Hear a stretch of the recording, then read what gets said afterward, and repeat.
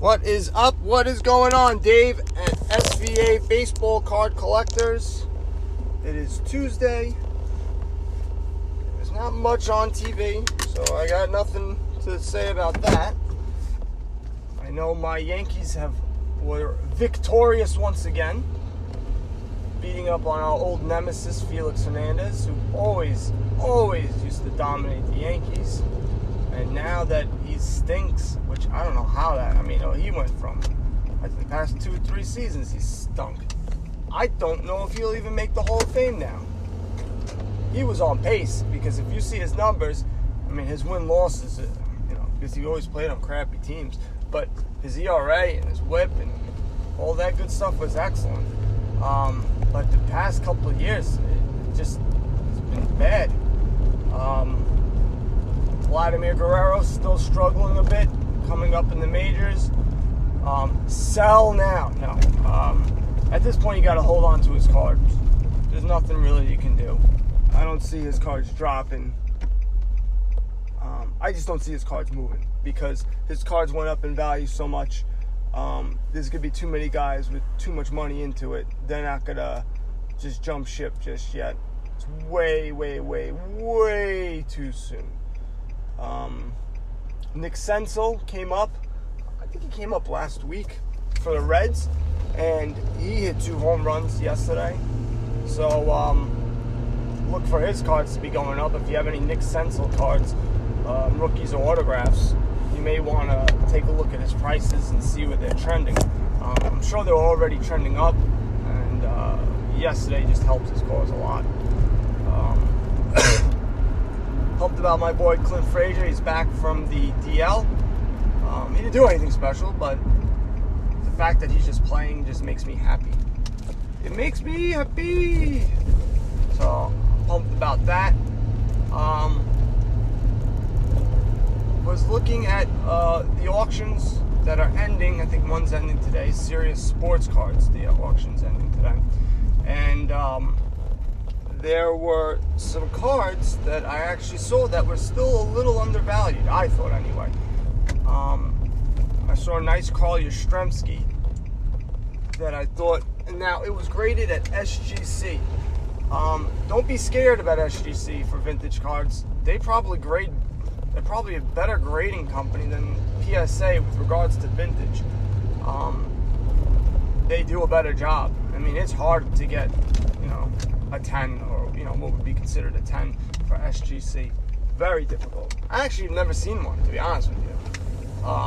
So I saw that it was pretty high, and it wasn't any crazy year, but I think it was like at $10.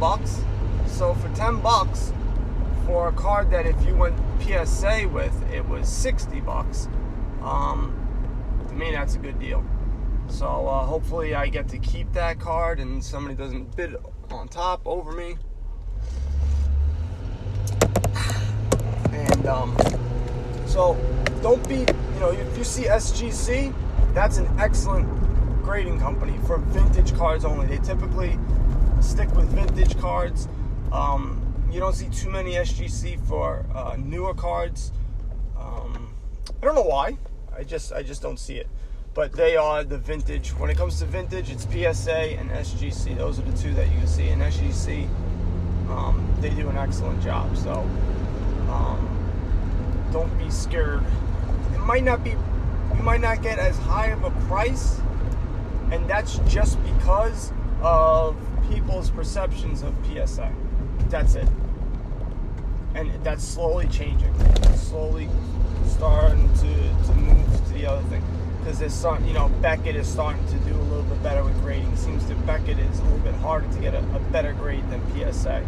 So maybe that'll change. I think it ebbs and flows. Because I remember when I first started, they were saying, well, PSA is pretty tough.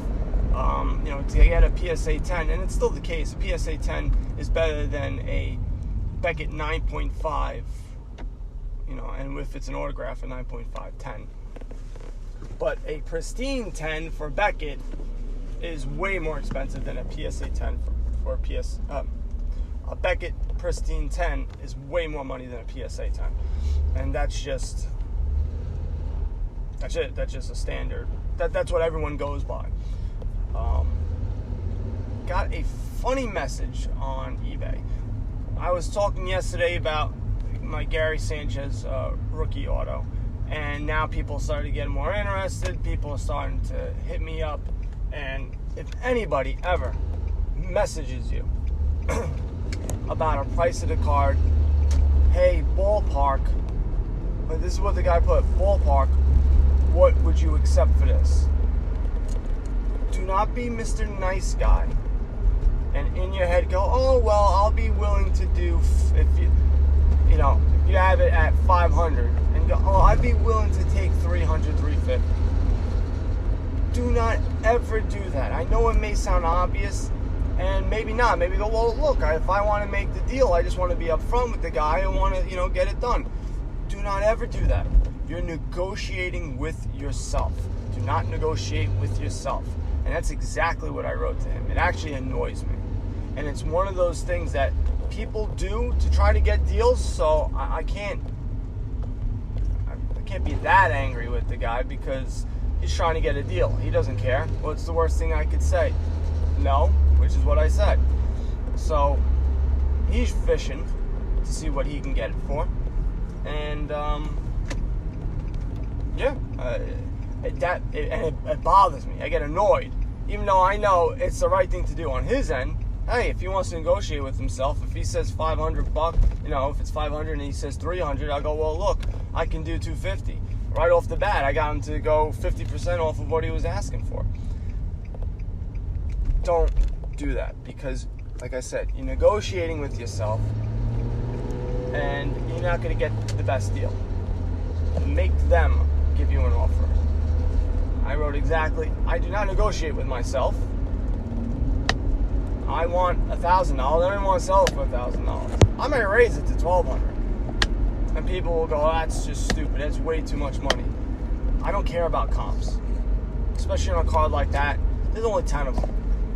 If you have a card that's semi-rare, I know I saw someone on the Facebook group who had a 1 of 1. And I just said, just check the recent comp. No, there are no comps for a 1 for 1. So you can only go by what guys of similar ilk, it's the same similar type of stats and what have you, and that's that. But who's to say what happens if he hits 10 home runs in 1 week?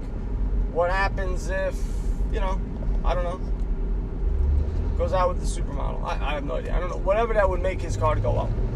And it's what people are willing to pay for it. That's it. That's it. I hate, it's really bothering me more and more. And I don't know if I covered this yesterday. I probably didn't. I think I did a podcast on just eBay, alone. I don't know when I'm going to put that out. Maybe I'll put it over the weekend, just to have something to, to have more content, as they say, over the weekend. But I just, comps are a guide. They are not the absolute. Especially, for newer cards, that may be the case, because if you have 10 solds that are all $30, then you know what? The thing's worth $30.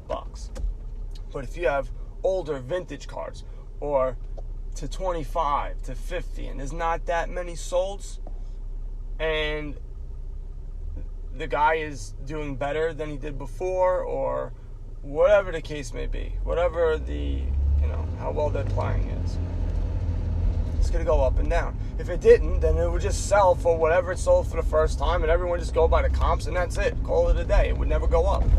It's just stupid. It just bothers me so much. What are the comps? That's all I see, comps. Well, the comp says that. It angers me. You see, you hear me. It's just stupid. It's a guide. It's a range. Like when you see vintage cards, the comps will show you, a PSA 6 will go for $250. But depending on the centering of that PSA 6, might range from $200 to anywhere to $350. Or it just gets on a hot streak and people just like the card even though it is a little bit off center, and it goes for $325. It's what people are willing to pay at that time. That's it. Maybe somebody wants a card and they don't care how much they want to spend for it. They just want it and they want to be done with their collection. And they don't want to mess around, and for some reason they like your card and they just buy it. Boom. There's a comp. I feel like buying something because I'm drinking beer comp. Is that now the absolute price that everyone should be following? Should someone be spending, $2,000 for a card that's maybe $1,000, but because of one Yahoo, he does it, that means it's all really expensive? Or the other way around, somebody gets a great deal, that doesn't mean, well, that's the price of that card. It just happened to be that's the price of that card for that time, that period in time. And so, again, we can help, I can help you, anyone can help you with pricing and, what you think the value of something is. But it's going to be a range, and it's understandable, and I don't think anyone doesn't know this, but there's times where it's just very frustrating when, again, even when people selling cards, you go on Facebook groups, people who go do fire sales are able to get more money than other guys. Is it because of their reputation? Possibly. Is it because maybe that time of day there's like a bunch of people online and they want to buy cards? That could be too. Could be a million reasons. It's not just going to be, well, that's what the comps say on eBay. So just, I don't know. Just don't be a jerk. I don't know where this whole rant was, but I guess it's been bothering me lately with this comp business. I don't know if I'm going to buy any recent cards. I think I'm going to stick to vintage cards for now. Try to, buy bits and pieces here and there. And, see, I've been I haven't been on Instagram in a bit trying to sell these cards. Like I said, I've told you, when I do things, I usually do it in jolts. I do a bunch of stuff in a day or two, and then I might get a sale or two and I get all happy and excited, and then I just don't do anything about it, which is a little depressing, because if I just keep with it, I probably would get steady sales, just like eBay, just like anything, selling anything, especially online. That's what it's all about. But I need to do that. I've been talking about doing an Instagram ad to try to build up my brand a little bit, and I still haven't done it yet. I find ways to procrastinate and not do things. I want to have a better logo than my stupid Clint Frazier autograph, and I want to get someone to do it. And I asked someone, hey, any recommendations? They said, yeah, and then I never heard from them again. And I go, oh, well, I haven't heard from them. It's just a built-in excuse not to do anything. And I just need to go ahead and just do things. And that's another thing. If you have help, take advantage of it. Because that's one of the biggest things that you can use is leverage. And if you have more resources and more things to help you get yourself bigger, then do it. Because you might make less money now, but as you grow, it'll be easier for you to grow because you'll know how to work with people, and they'll know what your expectations are. If you have a kid, if you have a wife that's willing to go in and help you do these things, take advantage of it, because it'll only help you to grow your brand, grow your store, grow selling baseball